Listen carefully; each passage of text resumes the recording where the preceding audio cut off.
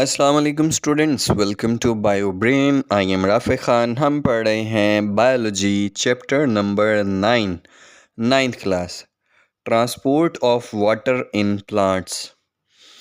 तो आइए अपना टॉपिक स्टार्ट करते हैं। अच्छा, एक और बात आपसे शेयर करनी थी। कल एक लिस्ट आई है जिसमें उन्होंने नाइन्थ क्लास के physics, chemistry, biology, Urdu, English, mathematics और आई थिंक सो इस्लामिया, जो जो भी बुक्स आपकी चेंज हुई थी, सब का उन्होंने कोर्स जो है वो डिक्रीज़ किया है। और कोर्स डिक्रीज़ करने के बाद उन्होंने जो है वो दे दिया है। अब हर कुछ बुक्स में से तो चैप्टर्स ही निकाल दिए हैं।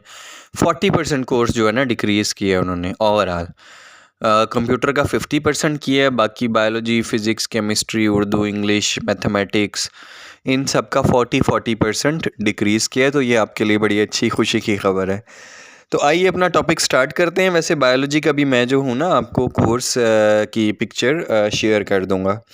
कहाँ शेयर करूँगा? शॉर्ट्स में इंशाल्लाह शेयर करूँगा। Transportation of water in plant root can. अब पानी की किस तरह से होती है ट्रांसपोर्टेशन, आइए ये देखते हैं।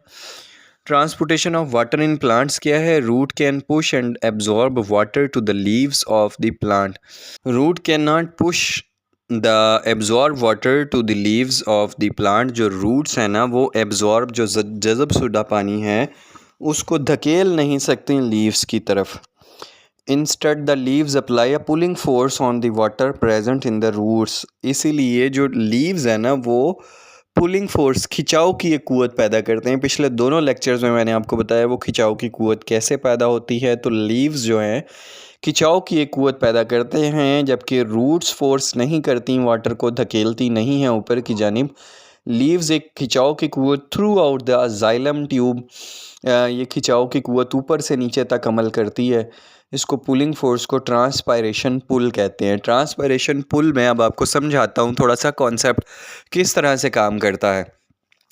यही एग्जांपल मैं बार बार दे रहा हूँ। अगर सारे बच्चे हाथ पकड़ के एक लाइन बना ले, जितनी एक क्लास में बच्चे हैं, तो वो एक चेन बन जाएगी, ह्यूमन हैंड चेन। अब ह्यूमन हैंड चेन को अगर आप एक सिरे से पकड़ें, एक हाथ से एक बच्चे को पकड़ें, किनारे वाले बच्चे को, और ज़ोर से अपनी तरफ पुल करें, खींचें, तो क्या होगा? वो खिंचाव की कुव्वत, वो पुलिंग फोर्स जो है वो आखिरी बच्चे तक ट्रांसफ़र होगी।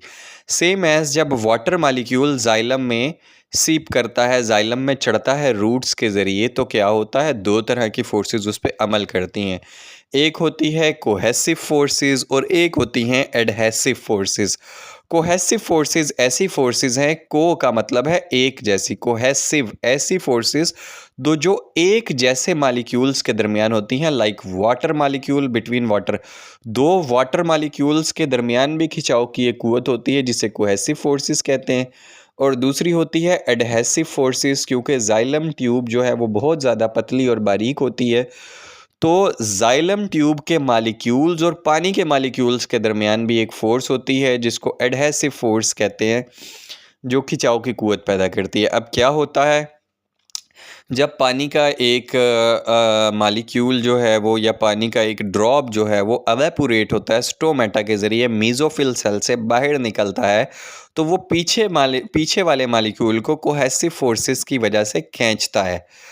अब मालिक्यूल एक दूसरे को खींचते हैं तो ये स्टेप बाय स्टेप नीचे की जानिब ये खिंचाव की कुव्वत, पुलिंग फोर्स जो है ये ट्रांसफ़र होती है, और ये टूवर्ड जाइलम से होती हुई, लीफ से होती हुई, शूट से, रूट से, स्टेम से होती हुई रूट्स तक जाती है।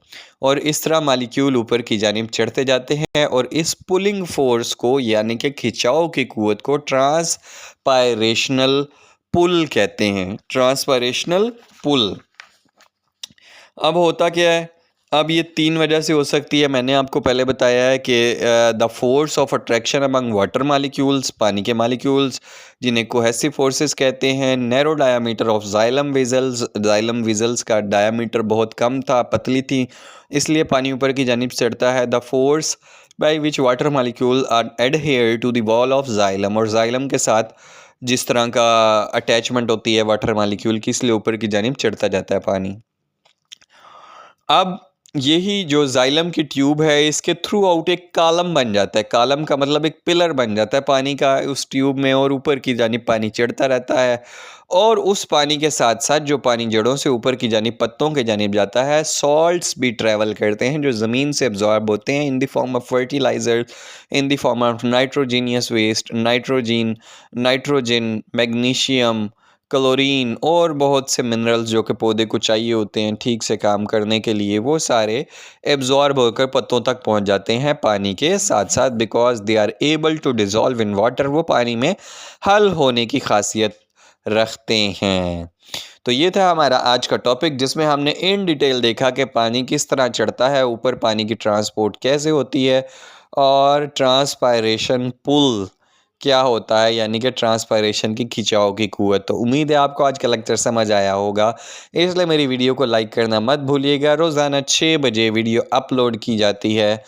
आपसे मुलाकात होगी इंशाल्लाह कल। अपना बहुत सारा ख्याल रखिएगा। अल्लाह हाफिज़।